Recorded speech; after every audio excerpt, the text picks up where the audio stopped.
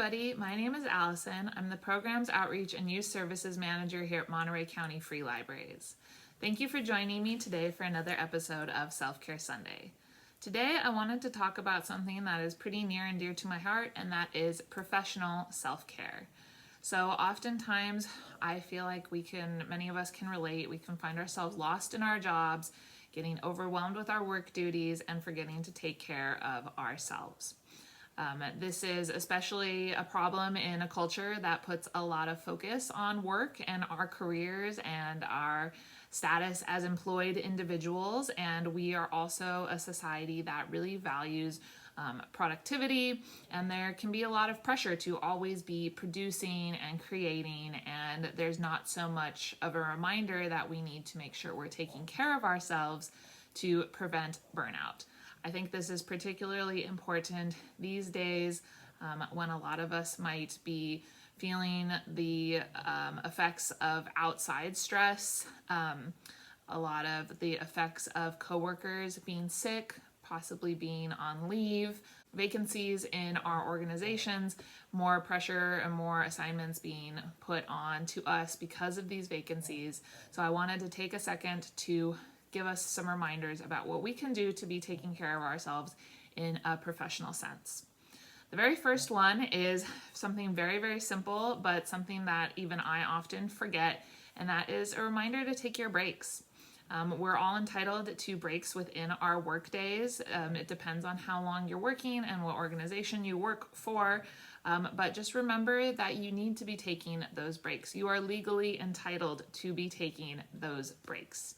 That can consist of 15-minute breaks, a half an hour lunch, an hour lunch. Make sure that you do your research to figure out what you're entitled to, and make sure that you take advantage of that and that you actually take those breaks. If you're able to, step outside of your workplace or your office, maybe go for a short walk. Even if you're just going to sit in your car, do something to remove yourself from the workspace during those breaks so that you can really take a break and have that time to relax a little bit, recharge, and refresh. Tied into breaks is the reminder to actually enjoy your lunch break. I know a lot of people who eat at their desk while they're working. Not only does this mean that you're not actually taking a proper break because you're still working, but it also means that you're probably not fully enjoying whatever you're eating.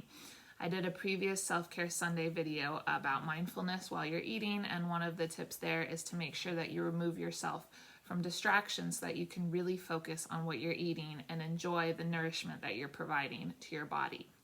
So if you're able to, again, separate yourself from the workspace during your lunch break and go somewhere else to eat, that's always a great idea, even if that's just to the break space, the lounge area at your work. If you can, turn off work when you're done. Again, I know lots of people who have email notifications set up on their phone for work, and we live in a society where we are used to being able to get a hold of somebody 24/7. But for most jobs, not for all, when you're off the clock, you're off the clock. So if you're able to, again, like I said, this doesn't apply to all positions. Some positions you do need to be available outside of your normal hours. But make sure that you disable those notifications when the workday is over. Make sure that you're not checking your work email or answering work phone calls after you're off the clock or on your break or on vacation. Really disconnect from work during the hours that you are not working. That ties into another tip, which is to make sure that you use your vacation and sick days. These are privileges that we get for a reason. Sick days are there for when you're not feeling good. You don't want to take advantage of the fact that you have sick days, but if you don't feel good, for your sake and for the sake of those that you work with, make sure that you stay at home and take advantage of the fact that you are lucky enough to have that benefit. Also, make sure that you take advantage of your vacation days. I read somewhere when I was doing a class on burnout that America is the country with the most unused vacation days. People just don't take their vacation days. And this is a time where you can really unplug from work and relax and refresh and recharge. So make sure that you're not letting your vacation days go to waste. Some vacation hours expire at the end of the calendar year. Make sure that you're getting those in, that you're not going over your accrual. Do whatever you can to make sure that you are able to get those breaks if possible. Another tip is to set good boundaries and limits and learn when to say no. This is especially important if you're starting to feel overwhelmed. It can be hard to say no, especially to somebody higher up than you, but just try to make sure that you have good communication with your supervisor and your other team members so that you're able to say, if another project is assigned to you, I can take that on, but something else will have to be taken off my plate. You don't always have to just say no.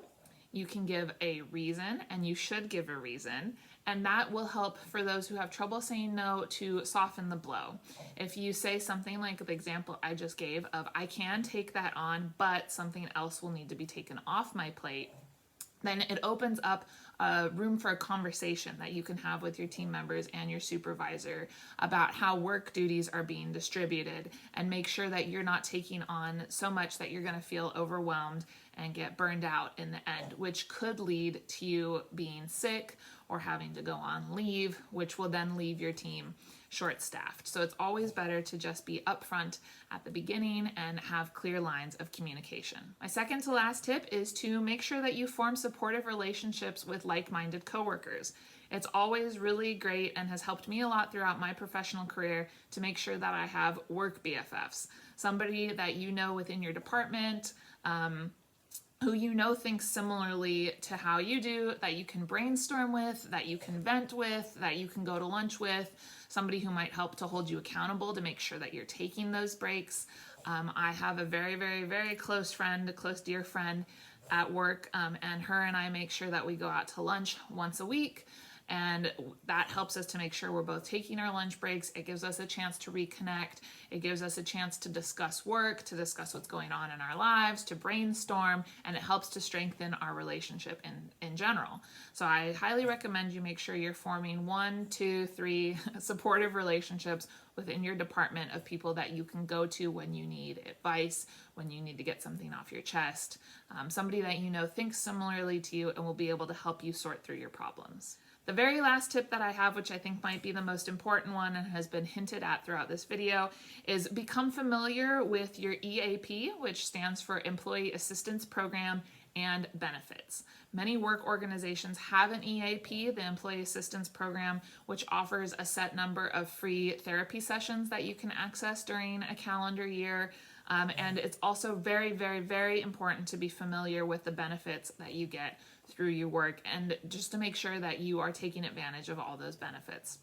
So often people don't truly understand the benefits that are being provided through their workplace, and they're missing out on some really great opportunities to provide access to mental health services or something financial, like some different ways that you can save money for retirement. So if you're not familiar already, you can reach out to your HR department to talk about your benefits. Or look through your, employee MOUs, look for those benefit sheets and start to really research them, understand them, and ask questions of your supervisor and HR for things that you don't understand. If you have any further tips for professional self-care, I would love to hear them. Like I said, it's something that's very near and dear to my heart. I've taken a couple of courses on professional burnout, and I'm always looking for something new to add to my toolkit. Thank you so much for joining me today, and I will see you next time. Goodbye.